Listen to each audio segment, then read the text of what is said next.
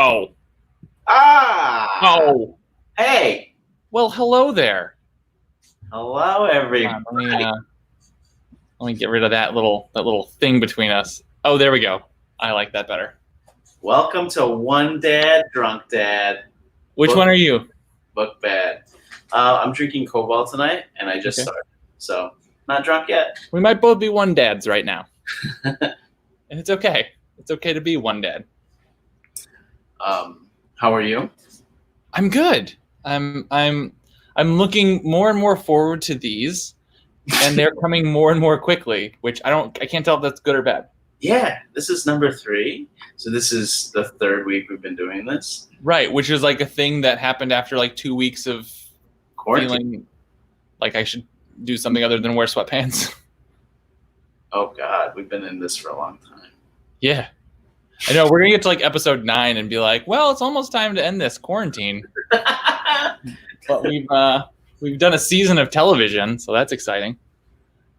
Oh, man. The Franzes are watching, for whom this episode is dedicated.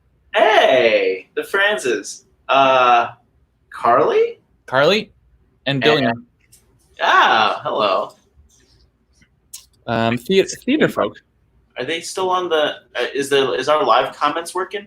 I don't know if they are. So I don't know if the comments are working. So I have the iPhone. I have my iPhone turned all the way down, and I'm watching it so I can see. So it's kind of a way to monitor. What up? Are we on the Instagram too? No, I don't know how to make an Instagram go. That'll be a goal. That'll be a week 6 goal. Okay. I'm not entirely sure how to do that. Ah, Carly and Bill. Hello, Franzes. A Franz of yours is a Franz of mine. Oh, count it. I was going to try and make a boxed wine joke, but I couldn't. So yeah, we have some things on tap tonight. And I'm excited because this might be the first episode with a differing opinion. So, don't want to spoil it. We haven't officially talked about it, so we have not discussed this other than to say when I told Rammel that I was going to be going after The Giving Tree, I was like, oh, I think I'm going to talk about this book. Rammel said, strong feeling about that book. Yeah. And I said, strong opposite feeling about that book. Well, why don't I start off with my book good? Yeah.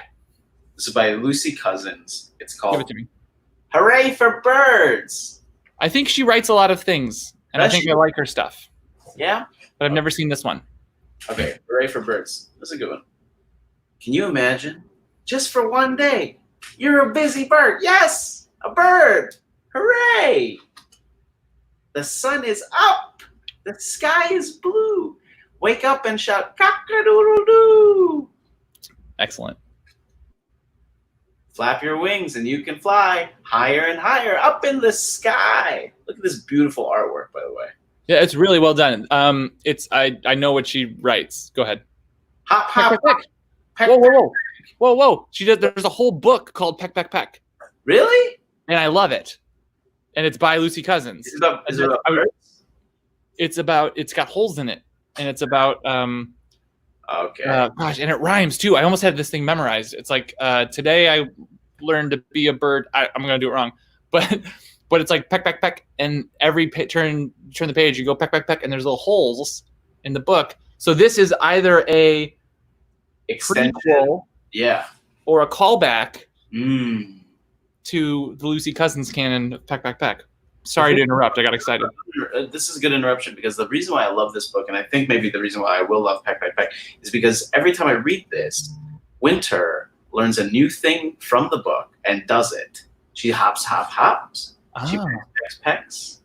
And she'll repeat. And she'll do the thing. Yeah. That's adorable. Up in the sky. Yeah. My wife just texted me to tell me she also writes the Maisie books. My wife's not watching this because God forbid we had one more person watching the feed, but she's listening from the other room and said she also writes all the Maisie books. I don't know. Maisie's a mouse.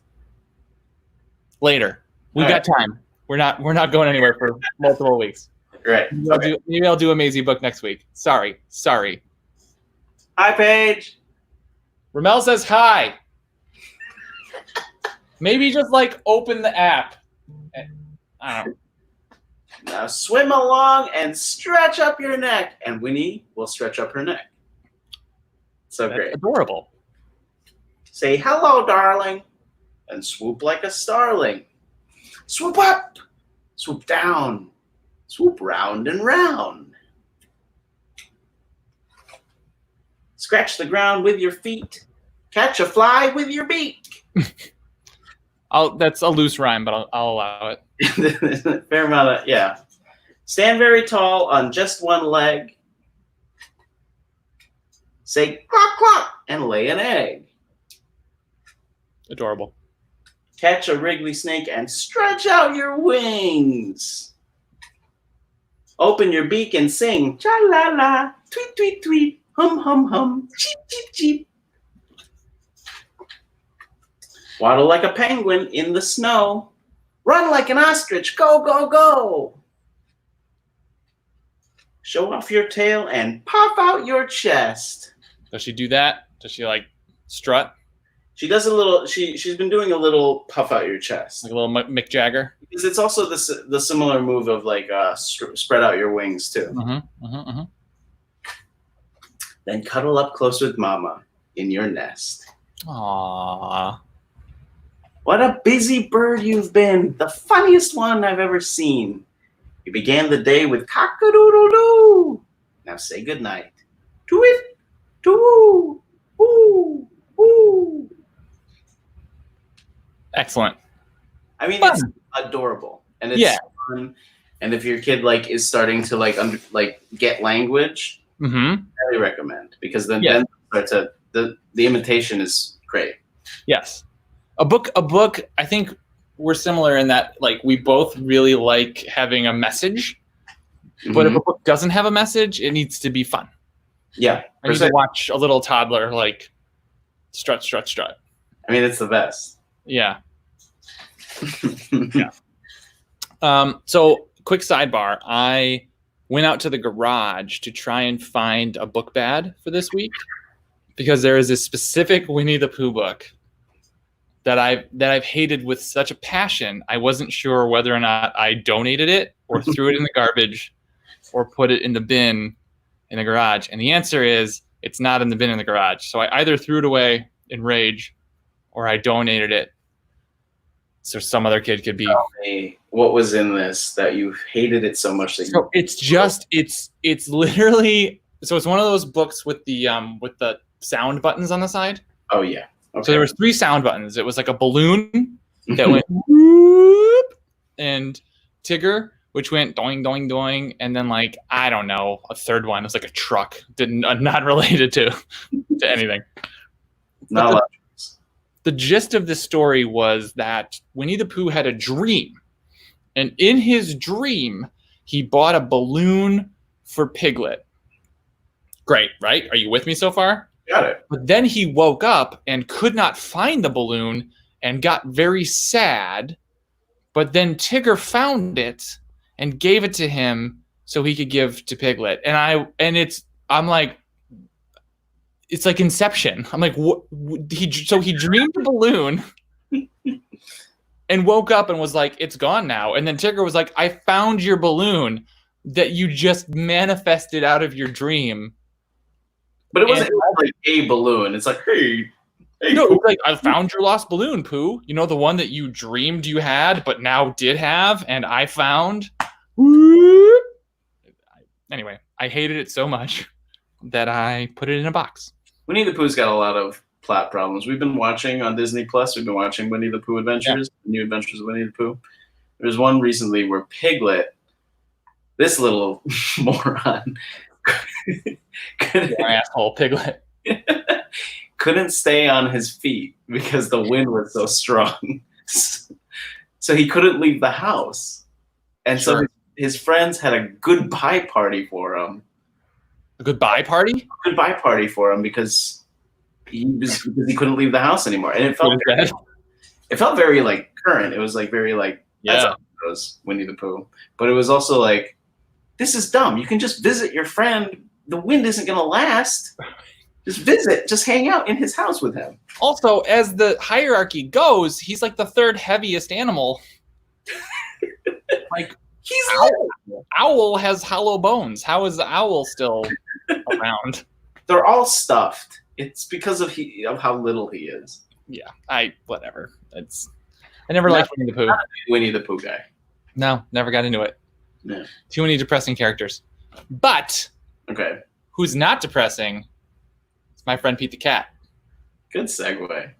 Fun fact about this book: it is property of the Norwich Library. It is 6 weeks overdue. But it's not. It's not. Because they're like, oh yes, please don't. We don't want it. Every company has a COVID policy. What was their COVID policy? It was just like, don't come here. Okay. We'll get back to you. You're okay. We're not going to charge you 80 cents. Just you have this book now. We might own this book now. I don't know. But it's a good book. So, Pete the Cat. This is my book, Good. Pete the Cat. This is Pete the Cat, I Love My White Shoes. This is a series, I believe. So, and my wife sings a song, and I'm going to sing it my way because I don't remember how she does it, but my daughter would correct me if she was here. Pete the Cat was walking down the street in his brand new white shoes. Pete loved his white shoes so much, he sang this song. Oh boy. I love my white shoes. I love my white shoes. I love my white shoes. I think that's how she does it. Oh no! Pete stepped in a large pile of strawberries. What color did it turn his shoes? Any guesses? Pink. Red. Red. Yes. Good guess. Did Pete cry? Goodness, no. He kept walking along and singing his song. Everything is cool. I love my red shoes. I love my red shoes. I love my red shoes. I got it. Oh no! Pete stepped in a large pile of blueberries. This is irresponsible. What? Yeah. First of all, where's all this fruit coming from? What color did it turn his shoes? Blue. That's right. Did Pete cry? Goodness, no. He kept walking along and singing his song. Awesome. I love my blue shoes. I love my blue shoes. I love my blue shoes. Oh no! Pete stepped in a large pile of mud. Oh boy. What color did it turn his shoes? Brown. That's right. Brown. Oh, Pete. I know. He's not looking where he's going. Did Pete cry? Goodness, no. He kept walking along and singing his song. Groovy. I love my brown shoes. I love my brown shoes. I love my brown shoes. Drinking some coffee. Good attitude. Okay. Oh no! Pete stepped in a bucket of water, and all the brown and all the blue and all the red were washed away. What color were his shoes again? White. White. Yes. But now they were wet. Did Pete cry? Goodness, no. He kept walking along and singing his song. Rock and roll. Whoa, Banjo Cat. Yeah. I love my wet shoes. I love my wet shoes. I love my wet shoes. Squish, squish, squish. It says squeak, squeak, squeak, but we know the sound it's making. Yeah. The moral of Pete's story is, no matter what you step in, keep walking along and singing your song. Ooh, that's good. Because it's all good. Pete the Cat. Good attitude, Pete the Cat. Right? That falls in the category of things I want to teach her. Mm-hmm. But if I say it, she won't hear it. But if Pete the Cat says it, she'll remember it. Yeah. And everybody can relate because I've stepped in lots of stuff in my day. That's And right. I actually walked along with them. Finish your drink and tell me about some of the things you've stepped in, Rammel. Lots of doo-doo. Lots of doo-doo. Yeah. No. Metaphoric. Mm-hmm. No. Lots of real doo-doo. Oh, it's actual. Yeah, that's the worst. But yeah, it's great. I like it. I like the attitude. I like, look, you're going to step in stuff. Things are not going to go your way. It's good. Yeah, all groovy, rock and All roll. groovy. Do your thing. You don't cry. We don't got to cry. We just got blue shoes now. It's really good. That's it. We're going to get ourselves a Pete the Cat. That's awesome. Yeah, it's a good one. There's a lot of them. It's like a series, and they're all pretty good. What else does he get into? There's a button one where he loses a button. He's got like 5 buttons, and then he loses a button, and then he loses another button. And every time it's, did he cry? Goodness, no. Buttons come and buttons go. That's Same idea. Carly France just said, I love dads with daughters. Aw, why? Because we're big saps? We take 2 sips of alcohol and talk about how we just wish we could teach them everything? Oh my gosh. How we just care until it hurts? It hurts too much. Yeah. It's too much. All right, give me a book bad. Okay, I'm gonna take a big gulp real quick. Yeah. So I am turning around to this book because Don't do it now. This book. What's that? Don't warm up to it now. No. I have my reasons. Okay. I don't really, Okay, it's called Clap Hands. Okay. Just look at it. Helen Obnoxiousbury. Helen Obnoxiousbury. I'm sure she's a wonderful lady. Just look at this art for a second, okay? Like I'm not crazy, right? Like this makes me feel uncomfortable. Does this make you feel uncomfortable? I'm a baby. Like the baby on the left is discovering that it has hands. Right. And the baby on the baby on my left. The baby on book left is like, oh, what are these? And baby on book right is like, yeah. Mm-hmm. Let me explain to you. But I mean, like, let's be clear. There's a lot of detail on the hands and the feet, but no detail in the face. You'd be very, very uncomfortable. Okay. So did she draw this book as well? I believe so. Let me see. Yes. Okay. Stick to your strengths, Helen, and drawing baby faces are not one of them. Okay. Clap hands, dance, and spin. What the hell's going on? Open wide and pop it in. Mm-hmm. Blow a trumpet, bang a drum. Sure. Wave to daddy, wave to mom. So are we rhyming? Was this a rhyming book? It's supposed to be. That's the end? That's it. Okay, that's not a book, first of all. My child loves this book. I bet she does. And because go ahead. I was just saying they love the ones that drive you crazy. And I mean, there's so many reasons to drive you crazy. Wave to daddy, wave to mom is a very soft rhyme to blow a trumpet, bang a drum. Correct. Unless you're British, unless Helen Oxenbury is British. I didn't do any research before I'm skewering this book. She sounds British. Maybe. I don't know. Oxenbury. Where's it published? It's printed in Shenzhen, Guangdong, China. Well. Everything's made in China. Go back to the first page because it looks like 4 Stephans from SNL. Yes, I want to see this. They are all in the weirdest possible contortion. Yeah. The one all the way to camera. Yeah, that one. Yeah, the other way, all the way to the right, opposite side. Yes. That is like Saturday Night Fever. That's just like Frankenstein's monster turned around. That kid looks like he's having an attack or a stroke of some kind. And I don't know, that's like WWE style, but not. Right. Like, I mean, I think it's intended to like realistically portray what infants look like while they're clapping hands, dancing, and spinning. But which is terrible. motor. It's bad. But like, Mhm. why not make them have realistic faces? Like, why draw so much attention Yeah. to the detail? Like, the art makes me really uncomfortable. So clap hands, dance, and spin, and then open wide and pop it in.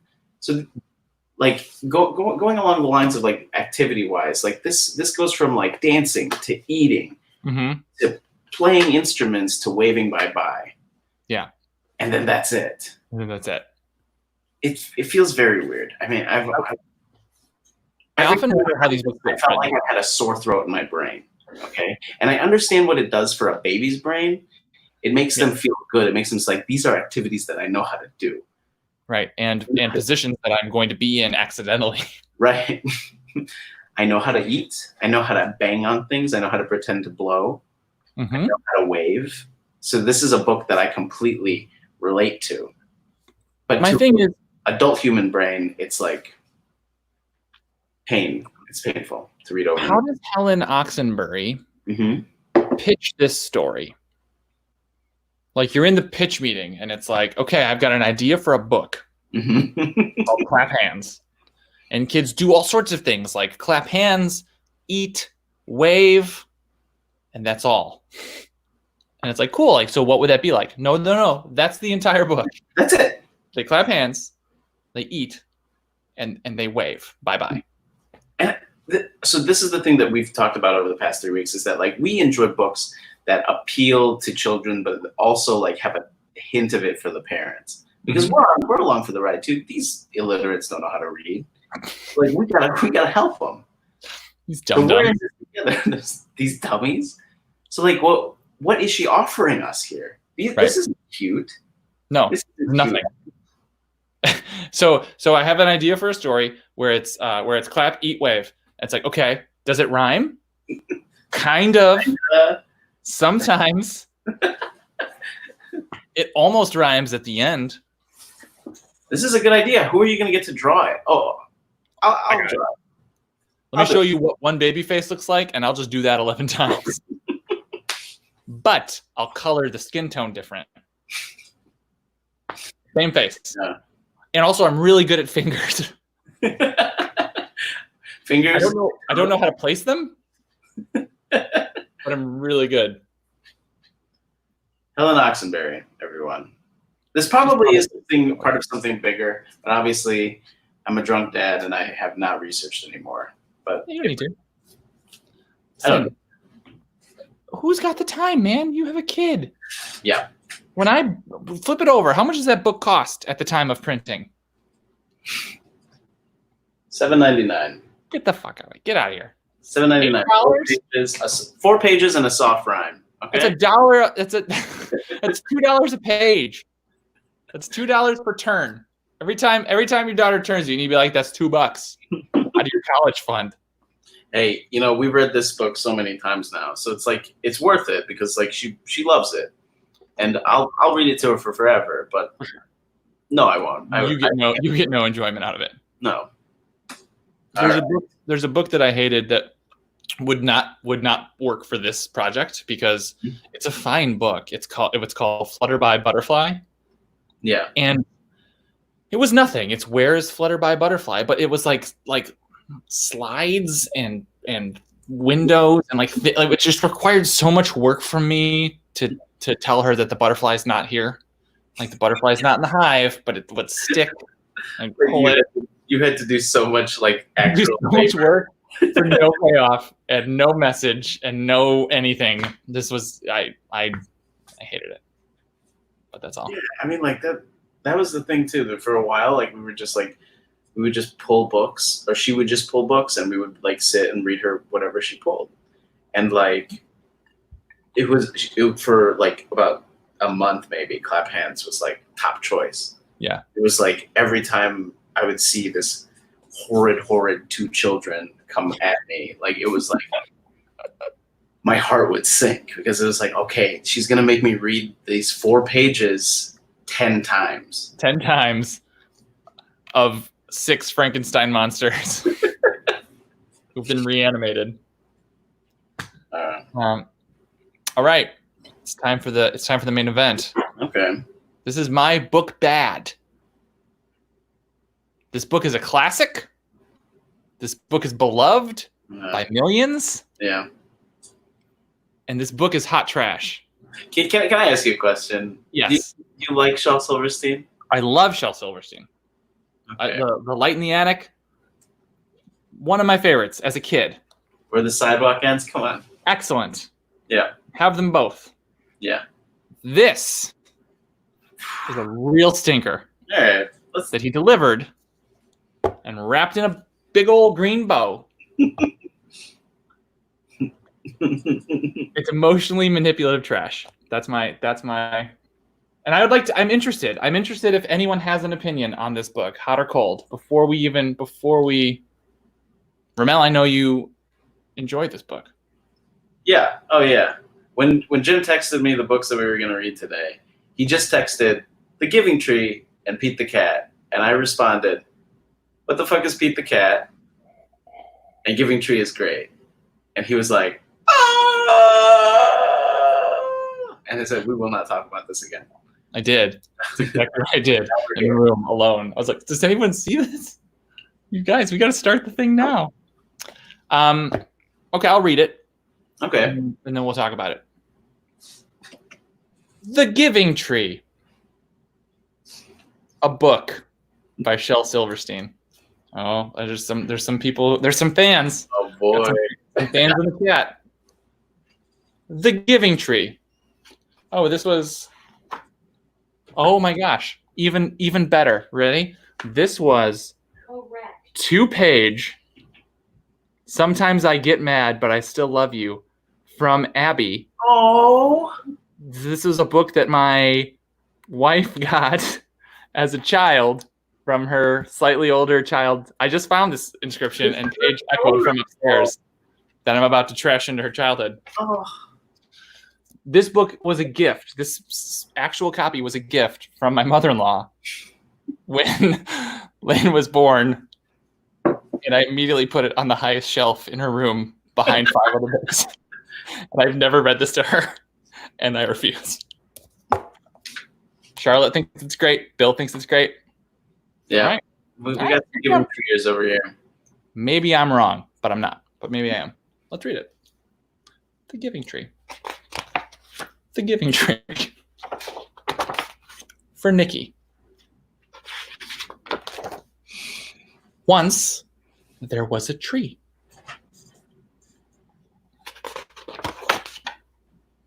And she loved a little boy. And every day, the boy would come. And he would gather her leaves. How many trees died for this? There's 6 words a page so far. And make them into crowns and play king of the forest. Great. He would climb up her trunk and swing from her branches and eat apples. Nom, nom, nom. And they would play hide and go seek. What a love story. And when he was tired, he would sleep in her shade. And the boy loved the tree. Perfect. The end. And I love this book. But it keeps going. I'm taking this book cover off. Loved him very much. And the tree was happy. But time went by. As it does. Can't stop yet. Yeah. No, I was making a comment. Hasn't stopped yet, is what I said. Continue. I'm already getting misty, Jim. Got it. Already Are you? Misty. Yeah. Great. Let's talk about it. The boy grew older, as they do. Uh-oh, it says broadcast interrupted. Is that a thing? Is that happening? Is our broadcast? We're still live on the thingy on Facebook. It looks like on my phone. Is it still good? It says live in the corner here, but I don't You're know. still watching it? There's 8 people watching it on this live thing. And Okay. It's possible. Okay. All right. Uh-oh. we're still on. We're still on. Are you calling because you're getting a little misty too, and you're trying to? No, that's not it at all. Okay. I'm gonna go back. I feel like I skipped a page. So the boy grew older. Bill Franz says it keeps going in and out. Oh, that's not great. I don't like that, but it's fine. The boy grew older, and the tree was often alone. Well, here's all the words, by the way, on this page. Then one day, the boy came to the tree, and the tree said, "Come, boy, and climb my trunk, and swing from my branches, and eat apples, and play in the shade, and be happy."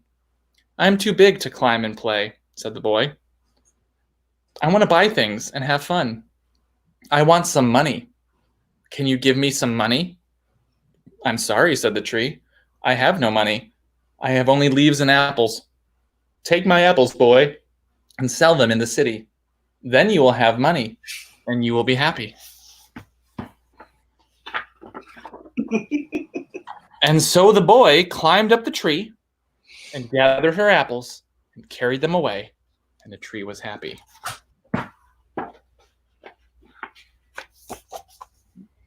All the words. But the boy stayed away for a long time, and the tree was sad. And then one day the boy came back, and the tree shook with joy, and she said, "Come, boy, climb my trunk and swing from my branches and be happy." "I am too busy to climb trees," said the boy, man. "I want a house to keep me warm," he said. "I want a wife, and I want children, so I need a house. Can you give me a house?" "I have no house," said the tree. "The forest is my house, but you may cut off my branches and build a house, and then you will be happy." And so the boy cut off all of her branches and carried them away and built a house. Good for the boy.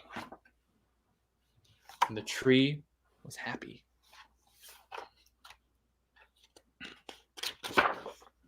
But the boy stayed away for a long time, and when he came back, the tree was so happy she could hardly speak. "Come, boy," she whispered, "come and play." "I'm too old and sad to play," said the boy. "I want a boat that will take me far away from here. Can you give me a boat?" "Cut down my trunk and make a boat," said the tree, "and then you can sail away and be happy." So the boy cut down her trunk and made a boat and sailed away. This guy. And the tree was happy, but not really. And after a long time, the old man came back. "I'm sorry, boy, but I have nothing left to give you. My apples are gone. My teeth are too weak for apples," said the boy. "My branches are gone. You cannot swing on them. I'm too old to swing on branches," said the boy. "My trunk is gone," said the tree. "You cannot climb. I'm too tired to climb," said the boy. "I'm sorry," sighed the tree. "I wish that I could give you something, but I have nothing left. I am just an old stump. I am sorry." "I don't need very much now," said the boy. "Just a quiet place to sit and rest. I'm very tired." "Well," said the tree, straightening herself up as much as she could, "well, an old stump is good for sitting and resting. Come, boy, sit down, sit and rest." And the boy did. And the tree was happy. The end. What? Why? Why are you misty? Why are you sad? Because emotionally, the boy sucks. He took everything from that tree. Yeah. Because he wanted money and a house. And so it's a story about a sad man. The lesson isn't for the boy. Tell me what the lesson's for. Tell me what I'm missing. Okay, firstly, let's get to the meat of it. You think that's emotionally manipulative. All stories are emotionally manipulative. This is... Yeah. But this is an emotion that I don't want to manipulate into a child, which is like, one day I'll be dead and you will have done it. Because you think the tree is the parent. Who's the tree? The tree is the universe, life, the world. We take of it what we can, and like it offers so much of itself to us, and we give nothing back, and all it wants is to be. So this is very manipulative of you. Maybe I'm reading it wrong. But listen, everyone's experience flavors their flavor. What I read of this book is a nice tree who's very generous, taken advantage of by a monster child who chases wealth and material goods to try and find happiness, but is not happy ever until he wants to go take a boat trip to somewhere. And then he comes back after having killed the tree and is like, I just want to sit on you. And the tree's like, great. First of all, I don't need a reminder that time is marching forward. I don't need that reminder at any given point in time. My daughter's going to be 3 in a week. I don't know when that happened. She was just born. So I don't need books that remind me that one day we'll all be old and one day we'll all be dead and one day all the apples will be gone. Like, I know that. I need a book that's got a cat reminding me it doesn't matter what color your shoes are. Okay, so yes, I understand. But the lesson is both, like, if you teach from the perspective of the boy's in the wrong, obviously. And he needs to be grateful for the things that he's been given. But then if you teach it from the perspective of the tree, like, give all you can to the people that you love. And do it without wishing anything in return. And isn't that like what you want to impart to your kids? Like I want to tell my kid to offer something of herself that like she couldn't possibly, like, to people that she cares about, that she wouldn't just give to anybody. You know what I mean? Yeah. I don't disagree there. And that's where I see the parenting, like the tree as the parent, where it's like, I would give you all of my apples and all of my branches, and let you cut my trunk down, and I would be happy if you were happy. I get that. I don't need to see it. Like, I have the same problem with most American dramatic theater that, like, I don't know. I get it. There was a Dust Bowl. I don't need to sit for 2.5 hours and remember it or be told about it. You gotta see the darkness, man. So there's this science fiction journal that I follow on Instagram called Dream Forge. Okay. Really boring way to start a thing. No, I'm with you. Okay, but their whole thing is like, oh, we're not eager to, we're not looking for stories that are like dark and dystopian. Sure. Because what they want to focus on is hope, which I think is like a really valiant, like it's like a really good way to look at the world. But I also think that like there's no way to be able to like look for hope without like seeing the stark, dark reality like behind it. You need to see like time. Where's the hope? Where's the hope? Look at this baby boy. They're together at the end. But like they're together. It's like Forrest Gump. Do you know who I hate more than anyone in fiction? Is Jennifer Gump. Like Jenny Gump. That's what this book is. This is Forrest. Literally. Oh my God. I bet Forrest Gump. This is Jenny Gump. This is Forrest. I think you're right. Yeah.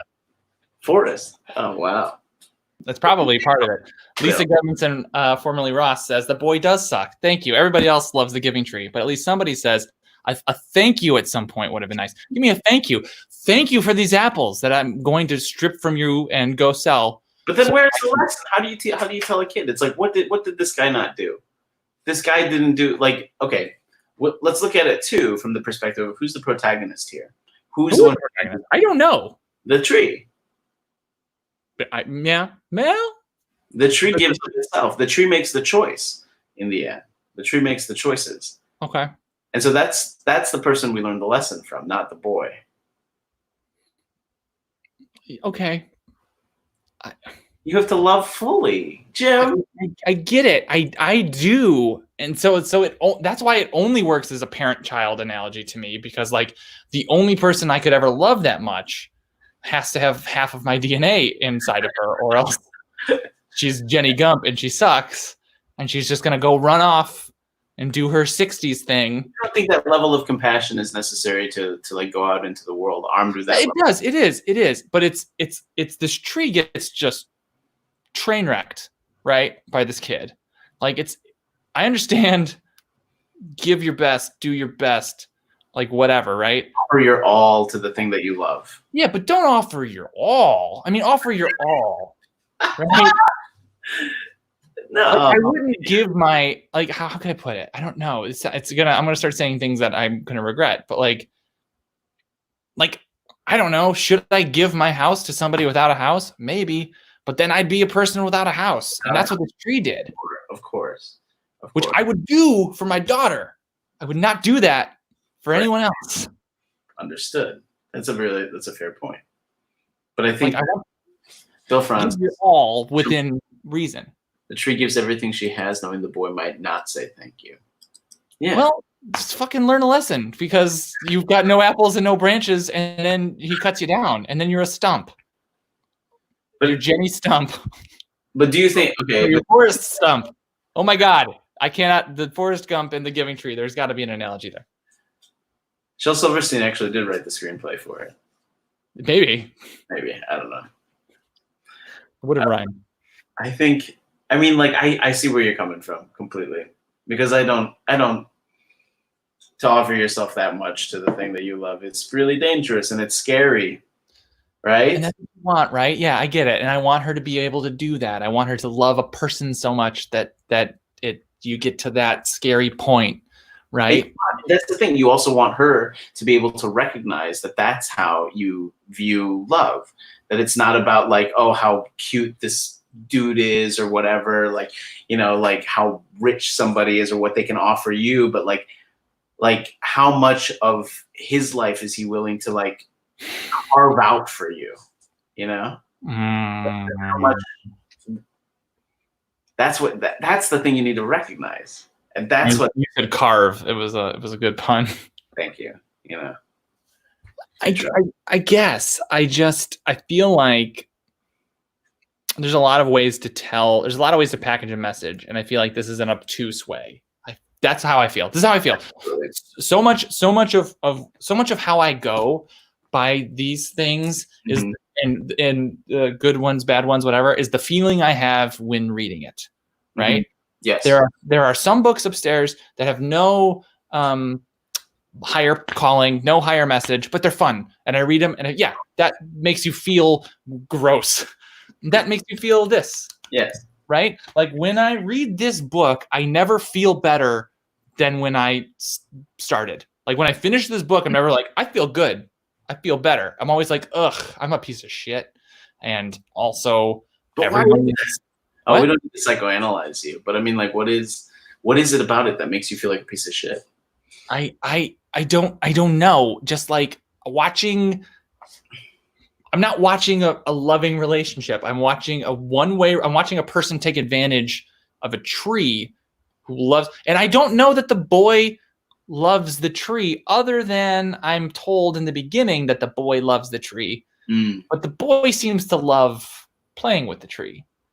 And then the second half of the book, the boy doesn't love the tree. This is the point. This is now we're going to get into like psychoanalytical family drama, but like just because somebody would give you everything doesn't mean you should take everything from that person. My parents, if I asked, would probably empty their bank account and give me every dime they had if I said I needed it. Yeah. I shouldn't do that. No, of course not. Do you know what I mean? Right. And I should feel bad about that. And this boy feels nothing. He's like, I want money. Give me apples for money. And the tree's like, here are your apples. And the boy's like, peace. See you in 20 years when I need a boat because I'm miserable. No, I need a house. I need a house so that a woman will marry me. So make me a house. And the tree's like, take, go. And the boy's like, deuces. I'm gonna go make this house. And then he comes back and he's like, the world sucked. I want to go on a boat trip, like Forrest Gump. There is just keeps There's a lot of Forrest Gump. A lot of Forrest Gump in his book. And then he's like, I'm old and it's over. And I can't do any of the stuff I liked. I just want to sit down on the corpse of a thing I used to like. And the tree's like, great. And then we fade out. What is that? I don't feel good at the end of that. Because you're looking at it from the perspective of the boy. So I was wrong initially. Okay. The tree isn't the world. The boy is the world. Yeah. The world will take everything from you. And what you have to do is to give, right? You have to offer yourself up. Bill Franz says if he was smart, he would have planted a whole orchard of trees. Then he would have sold more apples and would have made more money, would have never come back. Because he would have bought a house. At least the tree wouldn't have been lonely. Right. The tree would have had tree friends, which is what I imagine old people have. You know, old people tree friends. And he would have made all that sweet, sweet apple money and just bought a house in like Arlington Heights and called it a day. And been like, I got it. I'm good. You know, it makes me sad. I don't know why entirely. I think we're unpacking a lot of it. This might be a me problem. Feels like a lot of people like this book. I don't like it.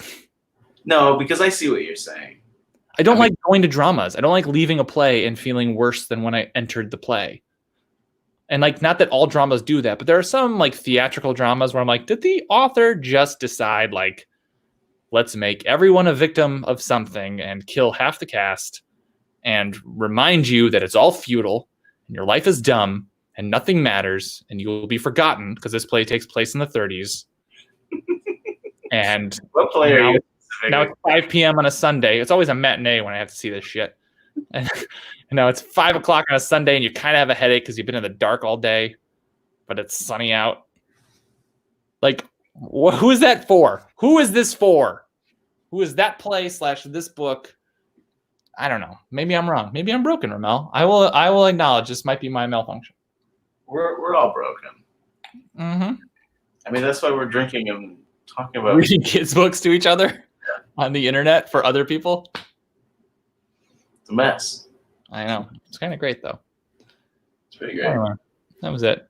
Am I using this ring light correctly? Oh. Yeah, that's how you should be using it. Like a lightsaber in front of your face.